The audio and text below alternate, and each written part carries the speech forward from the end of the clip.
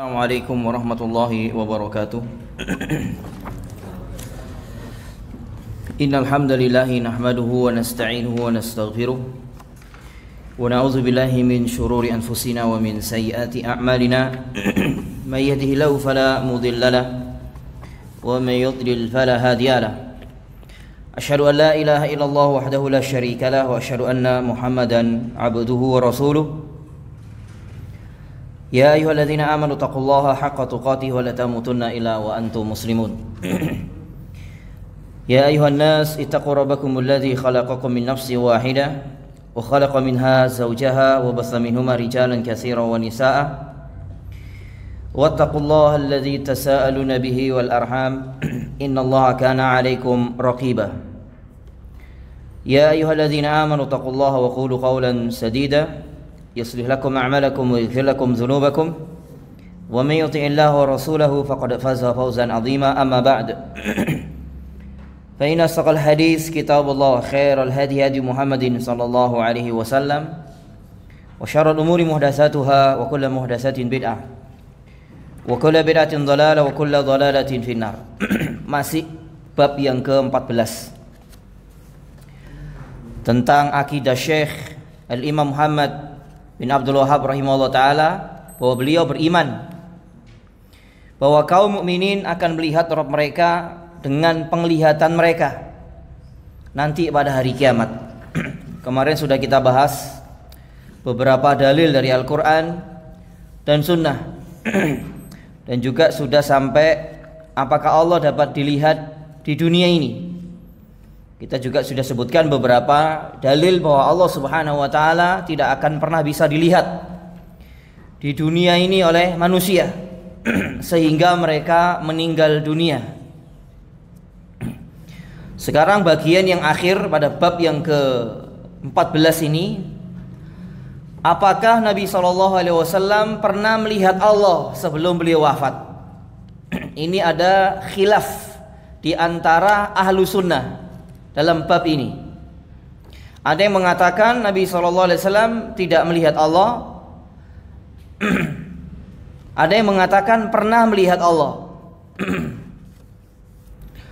Namun yang lebih rajih, yang lebih kuat adalah bahwa Nabi SAW tidak melihat Allah Subhanahu wa taala dengan penglihatan beliau, namun melihat Allah Subhanahu wa taala dengan hati beliau.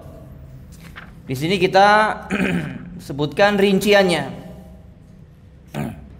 Yang pertama di sini kita sebutkan sebuah hadis dari sahabat Abdullah ibn Abbas radhiyallahu anhuma, sebagaimana dikeluarkan oleh Imam Ahmad dan yang lainnya dengan sanad yang sahih. Nabi SAW mengatakan, ra'aitu Rabbi tabaraka wa ta'ala. Aku pernah melihat Rabbku tabaraka wa ta'ala. Jadi hadis ini sekilas menunjukkan bahwa beliau melihat Allah Subhanahu wa ta'ala. Namun dalam riwayat Ibnu Abbas yang lain, beliau mengatakan ra'ahu biqalbihi, bahwa Nabi SAW itu melihat dengan hatinya. Dalam redaksi yang lainnya, ra'ahu bi fuadihi marratain. Nabi SAW melihat dengan hatinya, melihat Allah maksudnya 2 kali, sebanyak 2 kali. Jadi berdasarkan riwayat Ibnu Abbas ini, Nabi tidak melihat Allah dengan matanya, tapi melihat dengan hatinya. Hadis Ibnu Abbas menjelaskan bahwa Nabi SAW tidaklah melihat Allah dengan penglihatan beliau, akan tetapi melihat dengan hatinya. Karena memang di dunia ini tidak ada satupun makhluknya yang dapat melihat Allah dengan penglihatan mata, termasuk Nabi SAW.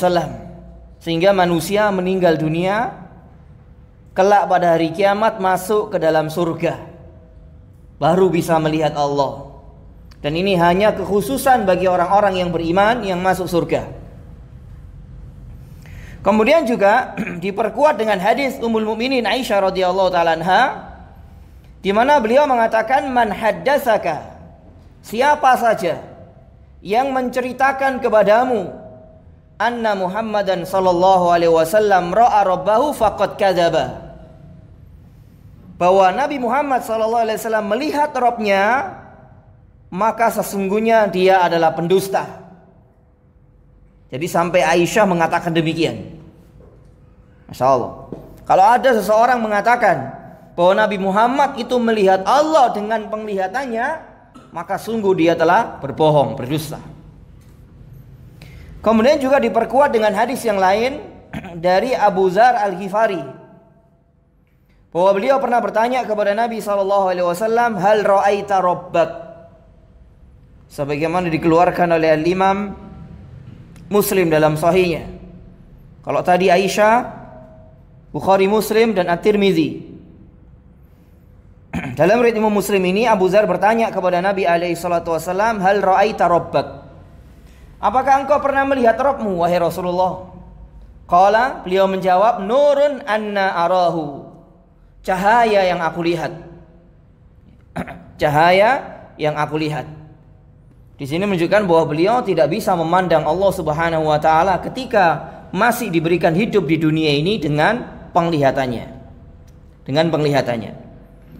Oleh karena itu di sini kita nukilkan perkataan Syekhul Islam Ibnu Taimiyah rahimahullah dalam Majmu' Fatawa, di mana beliau mengatakan walaysa fil adillah, tidak ada dalil-dalil ma yaqtadi annahu ra'ahu bi'ainihi, yang menyatakan bahwa Rasulullah SAW melihat Allah dengan penglihatan beliau. Tidak ada dalil.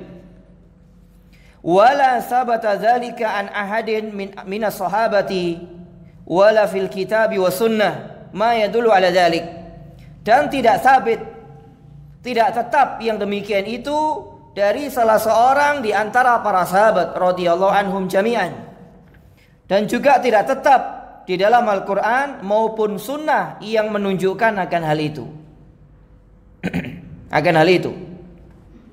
Balin nususus sahihah, bahkan nas-nas yang sahih ala nafihi, menafikannya. Maksudnya nas-nas yang sahih menunjukkan bahwa Nabi tidak melihat Allah dengan penglihatannya, tapi melihat Allah dengan hatinya. Melihat Allah dengan hatinya. Lalu sebagai kesimpulan dalam bab ini tentang masalah ru'ya ini, tentang masalah melihat Allah, ini ada 3 kesimpulan. Yang pertama, bahwa kaum mukminin nanti pada hari kiamat, ini khusus kaum mukminin, di dalam surga mereka akan melihat Allah dengan mata-mata kepala mereka sesuai dengan apa yang Allah Ta'ala kehendaki. Mereka melihat Allah nanti pada hari kiamat sebagaimana mereka melihat bulan pada malam purnama. Jadi menengadah ke arah atas. Itu ya. Tidak seperti sebagian ahli bid'ah yang meyakini Allah Ta'ala bisa dilihat tapi tidak dari arah manapun. Ini seperti keyakinan orang-orang Asy'ariyah. Ini menyimpang ya, keyakinan bid'ah. Kenapa demikian? Karena mereka mengingkari sifat ketinggian Allah di atas semua makhluknya. Sehingga dalam bab ini pun mereka juga harus mengingkari sifat ketinggian Allah di atas makhluknya, bahwa nanti penghuni surga akan melihat Allah ke arah atas. Ini ya, ke arah atas. Kemudian yang kedua, tidak ada satupun manusia di dunia ini yang dapat melihat Allah secara langsung dengan mata kepalanya. Apabila ada seseorang yang menyatakan bahwa dirinya melihat Allah dengan mata kepalanya, maka dia adalah pendusta dan pembohong besar. Nah, itu ya. Kira-kira ada orang mengaku pernah bertemu dengan Allah di negeri kita ini? Ada enggak? Kalau ada, Masya Allah ya, pendusta, pembohong. Kalau mendapatkan wahyu beberapa orang ya, yang mengaku mendapatkan wahyu, atau mendapatkan wahyu langsung dari malaikat, itu ada di negeri kita ini ya. Masya Allah. Semuanya itu kadzab, bohong, pendusta, dajjal. Tidak bisa dipercaya sama sekali. Hal ini juga sebagaimana firman Allah, la tudrikuhul absar wa huwa yudrikul absar wa huwa latiful khabir. Dia Allah tidak dapat dicapai oleh penglihatan manusia, sedang Dia dapat melihat segala yang kelihatan, dan Dialah yang maha lembut lagi maha mengetahui. Maksudnya adalah Dia tidak dapat dicapai oleh penglihatan mata di dunia. Di dunia ini Dia Allah tidak dapat dilihat oleh penglihatan makhluknya, sebagaimana dijelaskan oleh para ulama ahli tafsir tentang ayat ini. Kesimpulan yang terakhir, yang ketiga, Nabi SAW melihat Allah dengan hatinya dan bukan dengan penglihatan beliau. Ini kesimpulan dari bab yang ke-14 yang merupakan akidah ahlu sunnah wal jamaah dalam bab ini, tentang bab ru'yah, ru'yatullah, melihat Allah subhanahu wa ta'ala. Sekarang kita lanjutkan bab yang ke-15. Bab yang ke-15. Di sini bab yang ke-15 ini Syekh rahimahullah taala juga ingin membantah orang-orang yang menuduh beliau itu ada indikasi ingin mengaku sebagai nabi dan rasul.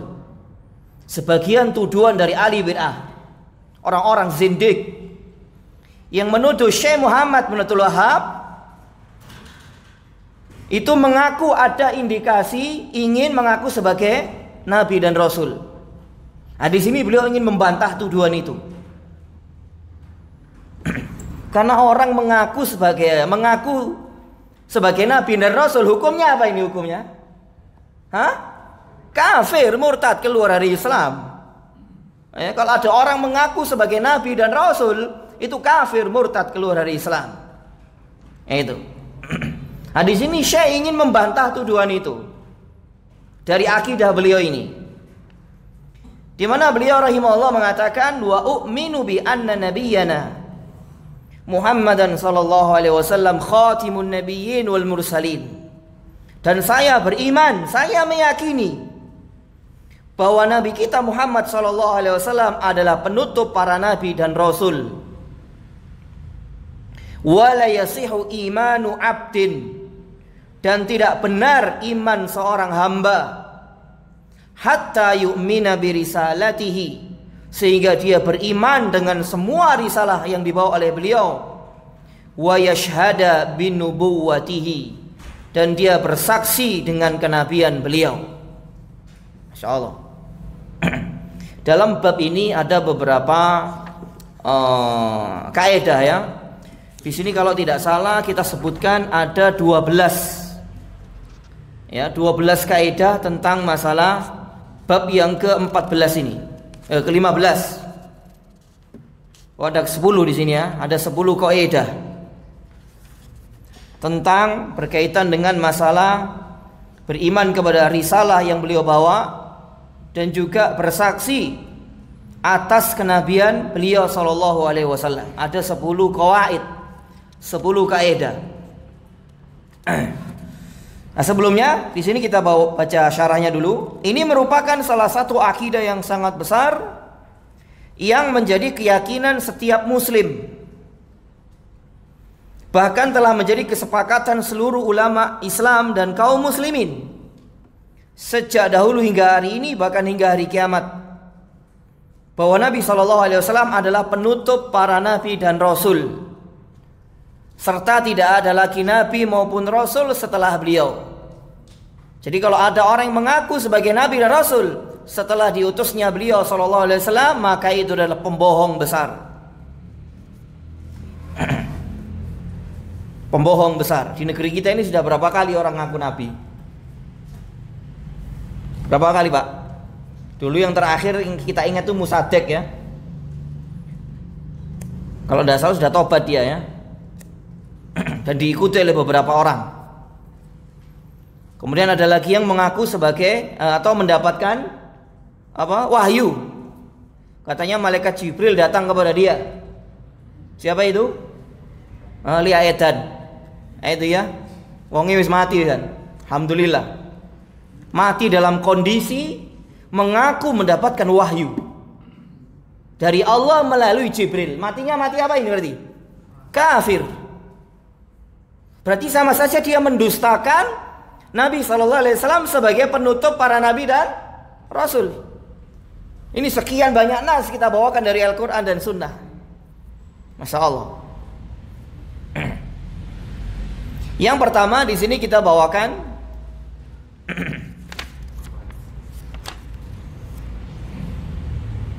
ini kaidah yang pertama ini ya. Berarti ada 11. Kaidah yang pertama ini bahwa Nabi SAW adalah penutup para nabi dan rasul. Dalil yang pertama surah Al-Ahzab ayat 40, maka Muhammadun aba ahadi min rijalikum. Muhammad itu sekali-kali bukanlah bapak dari salah seorang di antara kamu. Maksudnya bapak secara nasab, bukan bapak secara nasab di antara kalian wahai muslimin. Walakin Rasulullah wa khataman nabiyyin. Akan tetapi beliau adalah utusan Allah dan penutup para nabi. Ini harus menjadi keyakinan setiap muslim. Tidak ada nabi lagi setelah beliau. Setelah wafatnya beliau, risalah ini telah terputus, telah sempurna. Barang siapa mengaku mendapatkan wahyu setelah beliau sallallahu alaihi wasallam wafat, maka itu adalah pendusta, pembohong. Kemudian juga dalam lafaz yang lain, dalam hadis yang sahih, beliau sallallahu alaihi wasallam bersabda, "Wa innahu sayakunu fi ummati kazzabuna salasun." Sesungguhnya akan muncul di tengah-tengah umatku ini 30 pendusta. Kulluhum yaz'umu annahu nabiyyun. Masing-masing mereka mengaku sebagai nabi. Dan ini pun sudah muncul pada masa Nabi SAW. Siapa yang muncul pada masa Nabi mengaku sebagai nabi? Musailamah al-Kazzab. Masya Allah. Padahal awalnya dia beriman kepada Nabi, lalu akhirnya dia murtad mengaku sebagai nabi. Ya, sebagai nabi. Dan Musailamah al-Kazzab dihukumi sebagai kafir. Ini ya, dihukumi sebagai kafir. Dan dia mati di atas kekafirannya. Wa ana khatamun nabiyyin wa la nabiyya ba'di. Dan aku adalah penutup para nabi, tidak ada nabi lagi setelahku. Kemudian dalam lafaz yang lainnya, ini kita sebutkan semua dari hadis-hadis yang sahih, yang mutawatir, diriwayatkan dari sejumlah sahabat radhiyallahu anhum jami'an. Yang kedua, hadis yang kedua, inna baina yadayi sa'ah kazzabina fahdharuhum. Sesungguhnya antara aku dan hari kiamat akan muncul para pendusta, maka waspadalah kalian terhadap mereka. Maksudnya adalah orang-orang yang mengaku sebagai nabi. Antara beliau dan hari kiamat, Masya Allah, akan muncul para pendusta yang mengaku sebagai nabi, sebagai utusan Allah, mendapatkan wahyu. Ini bohong. Orang-orang seperti ini kufar. Kemudian dalam hadis yang lainnya, Nabi SAW mengatakan, fuddiltu alal anbiya bisittin. Aku diberikan keutamaan atas para nabi semuanya dengan 6 hal. U'titu jawami al-kalim. Aku diberikan perkataan yang singkat namun maknanya padat dan luas. Jawami'ul kalim. Kemudian wa nusirtu birra'bi. Dan aku ditolong dengan dijadikan rasa takut pada musuh. Dalam redaksi yang lain, 1 bulan akan berperang, maka musuh itu sudah merasakan ketakutan. Dalam lafaz yang lainnya, Masya Allah. Wa uhillat li al-ghanaim. Dan dihalalkan bagiku harta ghanimah, harta rampasan perang. Karena seluruh para nabi dan rasul diharamkan bagi mereka harta rampasan perang, namun dihalalkan bagi beliau dan umat beliau sallallahu alaihi wasallam. Jadi harta rampasan perang itu terjadi setelah peperangan antara muslimin dengan kafirin. Kaum kafirin banyak yang tumbang, terus kemudian mereka meninggalkan harta-harta mereka. Kemudian itu menjadi hak muslimin dan dihalalkan oleh Allah Subhanahu wa taala. Menjadi rampasan kaum muslimin.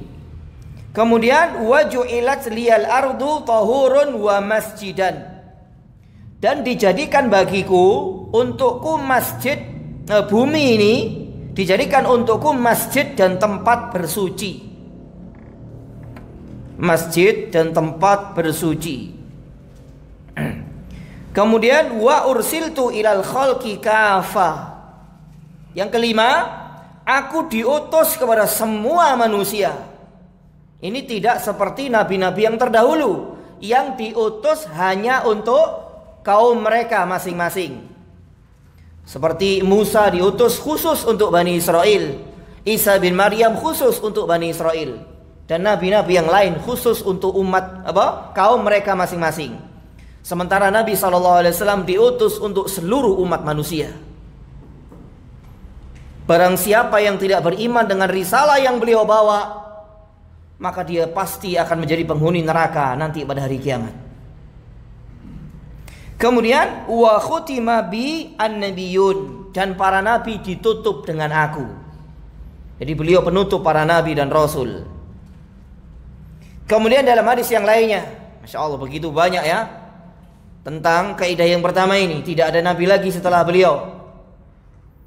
Tapi masih ada orang yang mengaku sebagai nabi, dan ada pula orang-orang yang mengikutinya. Ini kita juga heran, Masya Allah ya. Kanat Banu Israel tasusuhum al-anbiya. Dulu Bani Israel dipimpin oleh para nabi. Kullama halaka nabiyun khalafahu nabiyun. Setiap kali ada nabi yang wafat, maka akan ada nabi lagi setelahnya. Ini kalau dulu Bani Israel. Wa innahu la nabiyya ba'di, dan sesungguhnya tidak ada nabi lagi setelahku. Kemudian dalam redaksi yang lain, beliau SAW bersabda, inna masali wa masalal anbiya'i min qabli. Sesungguhnya permisalanku dan permisalan para nabi sebelumku, kamasali rajulin bana baitan, seperti seseorang yang membangun sebuah rumah, fa ahsanahu wa ajmalahu, maka orang yang membangun rumah ini memperbagus rumahnya, memperindah rumahnya. Illa maudi'a labinatin min zawiyatin, kecuali satu tempat untuk satu bata di sudut rumah. Jadi semuanya sudah diperhias, diindah rumahnya, tapi ada satu sudut itu belum ada batu batanya. Gitu. Faja'alan nasu yatufuna bi. Lalu manusia mengelilingi rumah itu. Wa ya'jabuna lahu, dan merasa takjub dengan rumah itu. Wa yaqulun, namun mereka mengatakan, halla wudi'at hadhil labinah. Ini, kenapa tidak diletakkan satu bata di sudut rumah ini? Kurang satu bata ini di sudut rumah itu. Itu. Qala, lalu beliau SAW mengatakan, fa ana labinah wa ana khatimun nabiyyin. Maka akulah satu bata itu dan akulah penutup para nabi. Masya Allah, menjadi sempurnalah rumah itu. Hanya tinggal satu bata. Masya Allah, ini permisalan yang begitu indah. Kemudian dalam hadis yang lain, beliau SAW bersabda, ana Muhammad, aku adalah Muhammad. Wa ana Ahmad, dan aku adalah Ahmad. Ini nama lain beliau. Wa ana al-mahi, dan aku adalah al-mahi, alladhi yumha biyal kufr, yang dengan aku terhapus kekufuran. Wa ana al-hashir, dan aku adalah al-hashir, alladhi yuhsyarun nasu ala aqibi, yang manusia akan dikumpulkan di hadapanku. Wa ana al-aqib, dan aku adalah al-aqib, wal aqibul ladzi laisa ba'dahu nabiyyun, dan aqib adalah tidak ada nabi setelahnya. Jadi beliau adalah penutup para nabi dan rasul. Kemudian dalam hadis yang lainnya dari Abdullah bin Amr bin Al-As, dia berkata, ini di wasiat-wasiat akhir Nabi alaihi salatu wasallam, di akhir-akhir penghujung usia beliau. Kharaja alaina Rasulullah sallallahu alaihi wasallam yauman. Rasulullah pernah keluar menemui kami, yaitu para sahabat, pada suatu hari. Kal muwadda', seolah-olah itu adalah hari perpisahan dengan beliau. Faqala, lalu beliau mengatakan, anna Muhammadun an-nabiyul ummi, aku adalah Muhammad, nabi yang ummi. Qalahu salasa marratin, beliau mengucapkan sampai 3 kali, wala nabiyya ba'di, tidak ada nabi lagi setelah aku.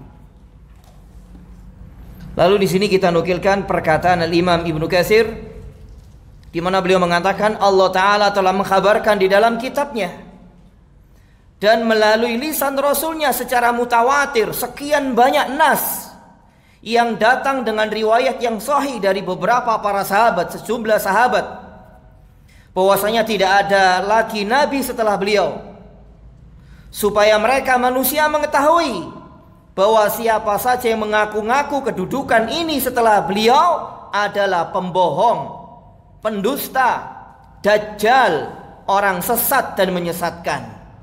Ini kata Ibnu Katsir ya. Kata Ibnu Katsir. Dan tentunya kafir. Ya, itu kafir. Oleh karena itu, barang siapa yang mengaku dirinya sebagai nabi atau rasul setelah Rasulullah SAW, maka dia adalah kafir, pembohong besar, penipu, serta sesat dan menyesatkan. Sungguh para setan yang terlaknat telah turun kepadanya dan membisikkan ke dalam dadanya, supaya dia menyebarkan kebohongan yang sangat besar di tengah-tengah manusia. Ya, contohnya lihat ayat ini, sama siapa? Musaddiq. Kalau dia mengatakan mendapatkan wahyu, benar, tapi bukan wahyu Allah, tapi wahyu setan. Ini ayatnya ini, surah Asy-Syu'ara. Hal unabbiukum ala man tanazzalu syayatin. Apakah akan aku beritakan kepadamu wahai Nabi, kepada siapa setan-setan itu turun? Tanazzalu ala kulli affakin athim. Setan-setan itu turun kepada tiap-tiap pendusta, pembohong yang lagi banyak dosa. Nah, itu ya. Jadi jangan ragu kalau ada orang mengaku mendapatkan wahyu, benar itu wahyu, tapi bukan wahyu dari Allah, tapi wahyu dari syaitan. Dan mereka adalah orang-orang pembohong, pendusta, dajjal. Itu ya. Terus kemudian itu tadi yang pertama, orang mengaku sebagai nabi. Begitu pula orang yang meyakini adanya nabi dan rasul setelah Rasulullah SAW, maka dia telah kafir, murtad, keluar dari Islam. Ini hukumnya sama dengan orang yang mengaku sebagai nabi. Karena ini merupakan prinsip di antara prinsip akidah Islam yang sangat besar. Dan barang siapa mengaku dirinya sebagai nabi dan rasul setelah Nabi SAW dan dia mengaku telah mendapatkan wahyu, maka dia telah membuat-buat kebohongan atas nama Allah, dan termasuk orang-orang yang menyombongkan diri dari ayat-ayatnya. Ini kita sebutkan dalam surah Al-An'am ini. Wa man azlamu mimman iftara 'ala Allahi kadziban. Dan siapakah yang lebih zalim daripada orang-orang yang membuat-buat kedustaan atas nama Allah? Au qala uhiya ilayya, atau dia mengatakan orang-orang yang membuat kedustaan ini, uhiya ilayya, telah diwahyukan kepadaku. Firman Tuhan, mungkin seperti itulah ya. Walam yuha ilaihi syai', padahal sama sekali tidak diwahyukan kepadanya apapun. Wa man qala saunzilu misla ma anzalallah, dan orang yang mengatakan akan diturunkan kepadaku seperti apa yang Allah Ta'ala turunkan kepada para nabi dan rasul. Orang-orang seperti ini, walau tara idzalimuna, seandainya engkau melihat orang-orang seperti ini, fi ghamaratil maut, dalam keadaan sakaratul maut, wal malaikatu basitu aidihim, maka malaikat akan memukul dengan tangan-tangan mereka, akhriju anfusakum, keluarlah kalian, keluarlah roh kalian. Al-yaum, pada hari ini, tujzauna adzabal hun, kalian akan dibalas dengan siksa yang menghinakan. bima kuntum taquluna 'alallahi ghairal haqqi, disebabkan kalian berkata tentang Allah tanpa kebenaran, wa kuntum an ayatihi tastakbirun, dan kalian termasuk orang-orang yang menyombongkan diri dari ayat-ayat Allah. Jadi orang yang mengaku nabi ketika sakaratul maut itu dipukuli sama malaikat berdasarkan nas ini, surah Al-An'am ayat 93. Dipaksa keluar rohnya dari jasadnya. Masya Allah. Sudah matinya karena mati dalam kondisi kafir. Itu ya. Seperti Musailamah Al-Kadzab, kemudian Sabalia Aidan tadi, dan beberapa orang-orang yang mengaku sebagai nabi dan rasul. Itu ketika sakaratul maut dipukuli oleh malaikat. Ya. Ditimpakan siksa yang menghinakan bagi dia. Masya Allah. Terus kemudian sebagai kesimpulan dari bab ini, bahwa Syekh Muhammad bin Abdul Wahhab rahimahullah meyakini dan berakidah bahwa Nabi SAW adalah penutup para nabi dan rasul, serta tidak ada lagi nabi dan rasul setelah beliau.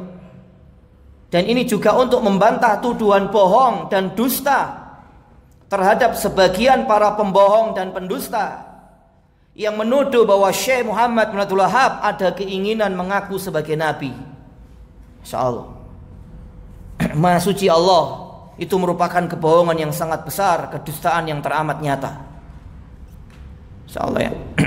Jadi memang semua ini apa? Tuduhan-tuduhan bohong, kedustaan atas nama beliau ini memang sangat dahsyat sekali ya, yang dilontarkan kepada Syekh Muhammad bin Abdul Wahhab oleh orang-orang yang sangat besar permusuhannya terhadap dakwah beliau. Termasuk dalam bab ini. Ya, termasuk dalam bab ini. Sekarang di sini kita sebutkan soal jawab. Bagaimana dengan Nabi Isa alaihissalam yang nanti turun di akhir zaman? Bukankah beliau sebagai nabi? Bagaimana dengan hadis-hadis tadi? Sementara Nabi mengatakan tidak ada nabi lagi setelah aku. Lalu bagaimana dengan Nabi Isa yang nanti turun di akhir zaman? Sementara dalam hadis-hadis yang terdahulu disebutkan tidak ada lagi nabi setelah Nabi Muhammad SAW. Nah, di sini kita berikan jawaban. Nabi Isa alaihissalam yang turun di akhir zaman bukan sebagai nabi dan rasul. Ini jawabannya. Akan tetapi sebagai imam serta hakim yang adil. Ya. Sebagai imam serta hakim yang adil. Dan beliau menjalankan syariat Nabi SAW. Itu. Dan beliau tinggal di muka bumi ini selama 40 tahun. Nabi Isa nanti bersama kaum muslimin setelah membunuh Dajjal. Itu ya, kan nanti akan terjadi perang besar antara muslimin dan kafirin, Yahudi khususnya, yang dipimpin oleh Imam Mahdi dan diikuti oleh Isa bin Maryam yang akan membunuh Dajjal dan memerangi orang-orang kufar. Hal ini sebagaimana sabda Nabi SAW, wa yamkusu Isa fil ard arba'ina sanatan. Nabi Isa nanti akan tinggal di muka bumi ini selama 40 tahun. Imaman adalan wa hakaman muqsiton. Sebagai imam dan hakim yang adil. Insyaallah selama 40 tahun ya. Jadi kehidupan yang penuh dengan keadilan, kemakmuran bagi umat manusia. Tidak hanya untuk muslimin. Kemudian ucapan Syekh yang berikutnya, wala yasihu imanu abdin hatta yu'mina birisalati. Tidak benar iman seorang hamba hingga dia beriman dengan risalah Islam yang beliau bawa. Barang siapa yang tidak mengimani risalah Islam yang beliau bawa, tidak mengikuti kenabian beliau, tidak mengakui kenabian beliau sallallahu alaihi wasallam sampai dia mati, maka dia termasuk penghuni neraka. Ya, penghuni neraka. Dan alhamdulillah di zaman kita sekarang ini yang dimudahkan dengan adanya teknologi ini, bahwa risalah yang dibawa oleh Nabi SAW ini sudah tersebar ke hampir seluruh penjuru dunia. Alhamdulillah. Banyak manusia yang sudah mendengar tentang Islam, mendengar tentang Nabi SAW. Nah, kalau mereka mendengar tentang Islam, mendengar tentang Nabi SAW, tidak beriman kepada beliau sampai mati, pasti nanti menjadi penghuni neraka, termasuk penghuni neraka. Itu. Sebagaimana sabda Nabi SAW, "Walladzi nafsu Muhammadin biyadih." Demi jiwa Muhammad berada di tangannya. La yasma'u bi ahadun min hadhil ummah. Tidaklah seseorang mendengar tentang aku dari kalangan umat ini. Yahudiyun wala nasraniyun, apakah itu Yahudi, Nasrani, atau semua manusia. Tsumma yamutu wa lam yu'min billadzi ursiltu bi. Kemudian dia mati dalam kondisi tidak beriman dengan risalah yang aku bawa. Illa kana min ashabin nar. Melainkan dia pasti menjadi penghuni neraka. Ya, mendengar tentang Nabi, mendengar tentang Islam, mendengar tentang Quran, tapi tidak mau mengikuti risalah beliau, pasti nanti menjadi penghuni neraka.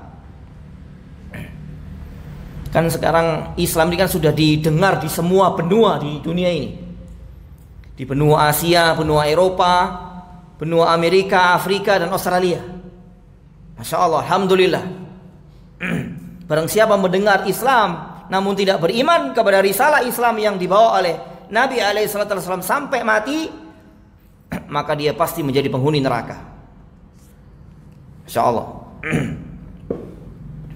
Kemudian juga dalam hadis yang lain, Nabi SAW bersabda, "Aku diberi 5 perkara yang tidak diberikan kepada seorang nabi pun." Yang pertama, aku ditolong dengan ditimpakan rasa takut kepada musuh sejauh perjalanan 1 bulan. Jadi ketika 1 bulan yang akan datang mau perang, jadi di hari ini musuh sudah merasakan takut kepada Nabi dan para sahabatnya. Insya Allah. Yang kedua, dijadikan untukku bumi sebagai masjid dan tempat bersuci. Maka siapa saja di antara umatku yang menjumpai waktu sholat, maka hendaknya dia sholat, kecuali di kuburan dan kamar mandi, dalam hadis yang lain. Yang ketiga, dihalalkan bagiku harta rampasan perang, dan tidak halal untuk seorang nabi pun sebelumku. Ini sampai hari kiamat ini ya, harta ghanimah ini halal. Yang keempat, aku diberikan syafaat, ya, syafaat al-uzma. Kemudian syafaat untuk Abu Talib, meringankan siksa Abu Talib. Yang ketiga, syafaat agar penghuni surga masuk surga. Yang kelima, Nabi terdahulu diutus hanya kepada kaumnya secara khusus, dan aku diutus kepada seluruh manusia secara umum. Ini kita sebutkan 2 ayat ini. Qul ya ayuhan nas inni rasulullah ilaikum jami'an. Katakan wahai Nabi, wahai manusia, sesungguhnya aku adalah utusan Allah kepada sekalian semua. Kemudian dalam ayat yang lainnya, wa ma arsalnaka illa kafatan linnasi basyiran wa nadhiran. Dan tidaklah kami, kata Allah, mengutusmu kecuali kepada seluruh umat manusia, basyiran wa nadhiran, sebagai pembawa berita gembira dan sebagai pemberi peringatan. Walakinna aktsaran nasi la ya'lamun. Dan akan tetapi kebanyakan manusia tidak mengerti. Ya, mungkin azan dulu.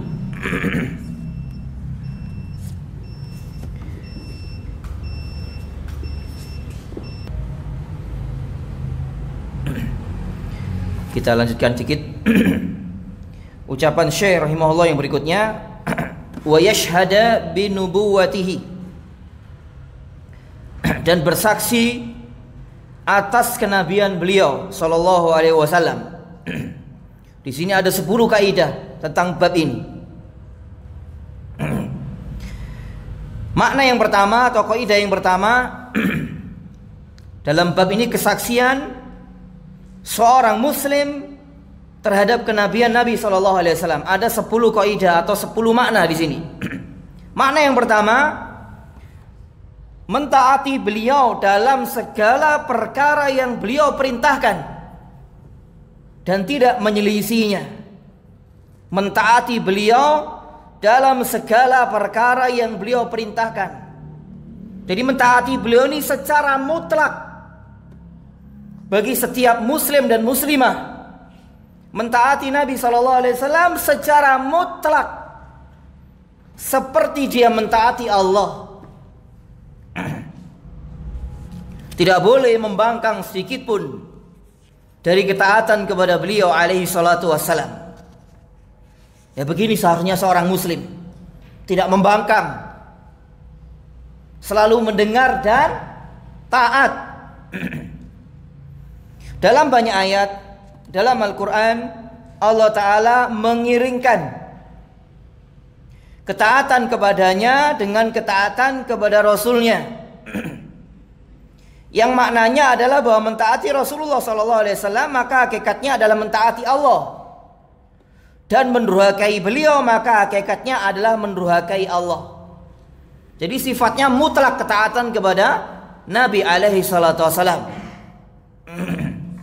Tidak seperti ketaatan kita kepada sesama makhluk.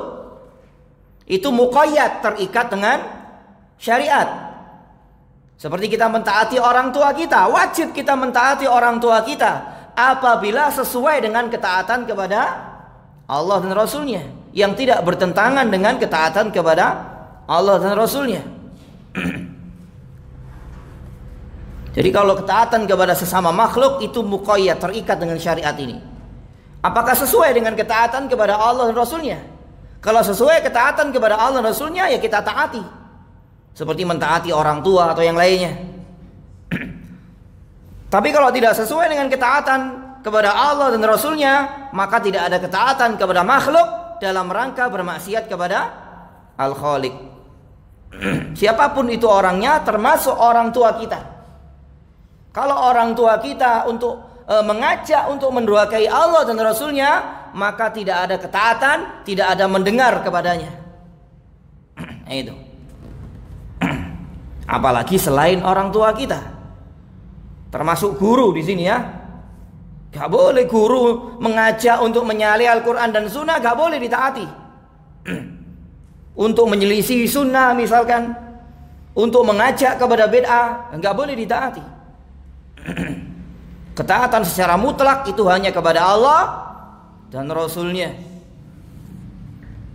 Di sini kita sebutkan beberapa nas ya dari Al-Quran yang begitu banyak bertebaran dari Al-Quran.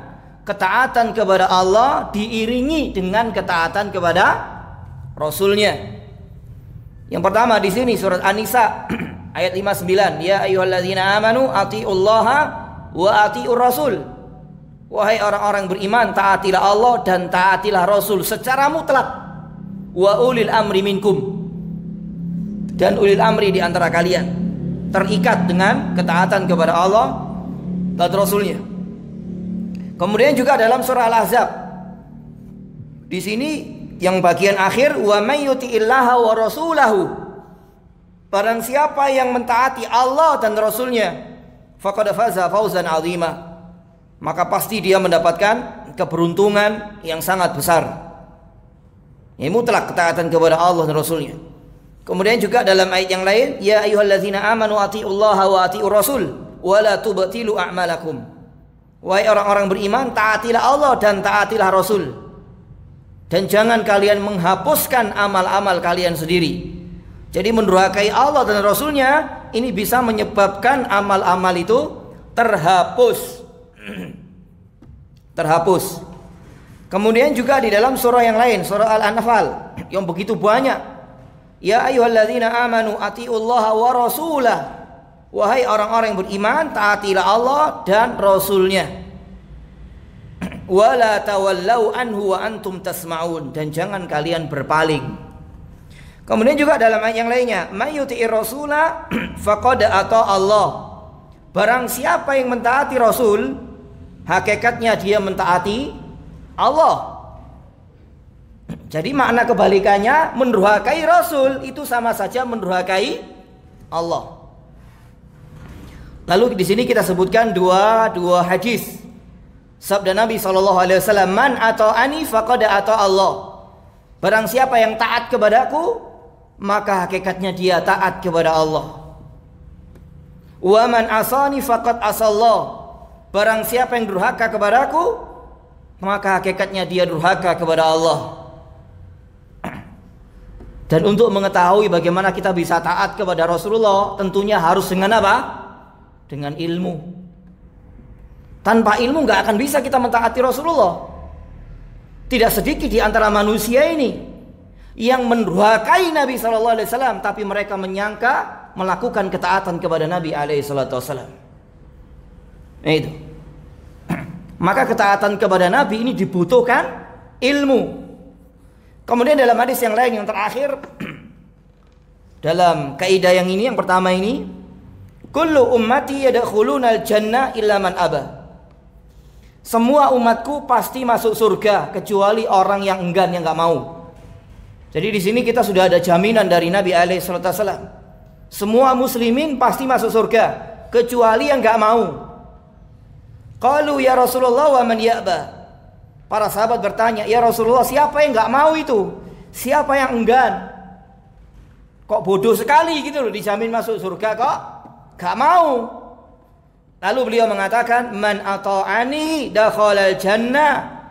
Barang siapa yang taat kepadaku pasti dia masuk surga. Jadi jalan yang bisa mengantarkan kita ke surga tidak ada jalan kecuali kita mengikuti Nabi alaihi salatu wassalam, mengikuti syariat yang beliau bawa, istiqamah di atas sunnah, tidak menyalahi sunnah. Ini jalan yang bisa mengantarkan seorang hamba ke dalam surga. Wa man asani faqad aba. Dan barang siapa yang durhaka kepadaku, maka dialah orang yang enggan, orang yang enggak mau, orang yang tidak mau tunduk sepenuhnya dengan syariat yang beliau bawa. Masya Allah. Atau tunduk dengan sebagian syariat yang beliau bawa, namun enggan dengan syariat yang lainnya. Ini juga gak boleh ini. Ya. Jadi syariat dijupuk sing enak-enak, sing gak enak ditinggalkan. Itu. Perkara-perkara haram yang sesuai dengan hawa nafsunya ditinggalkan. Kalau gak sesuai hawa nafsunya, tidak. Nah ini Yahudi punya seperti ini ya. Karena Allah Subhanahu wa taala berfirman, ya ayyuhalladzina amanu udkhulu fis silmi kafah. Wahai orang-orang beriman, masuklah ke dalam Islam itu secara totalitas, secara menyeluruh. Kita tidak memilah-milah syariat yang dibawa oleh beliau ini. Yang cocok kita ambil, yang enggak cocok kita buang. Tidak. Kita mengimani semua syariat beliau dan berusaha secara totalitas untuk mentaati beliau dan tidak memilah-milah syariat beliau. Nah itu. Kira-kira ada sih orang yang memilah-milah syariat ini? Sing enak-enak dijupuk, ya sing gak enak ditinggalkan. Itu. Masya Allah. Ya mungkin sampai sini dulu, sampai kaidah yang pertama tentang makna kesaksian terhadap Nabi SAW. Masih ada 9 kaidah lagi, 9 makna lagi. Insya Allah kita lanjutkan pertemuan yang berikutnya. Semoga bermanfaat.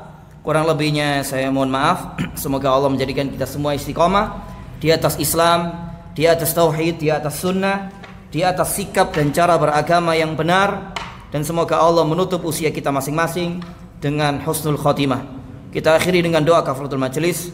Subhanakallahumma wa bihamdika asyhadu an la ilaha illa anta astaghfiruka wa atubu ilaik. Assalamualaikum warahmatullahi wabarakatuh.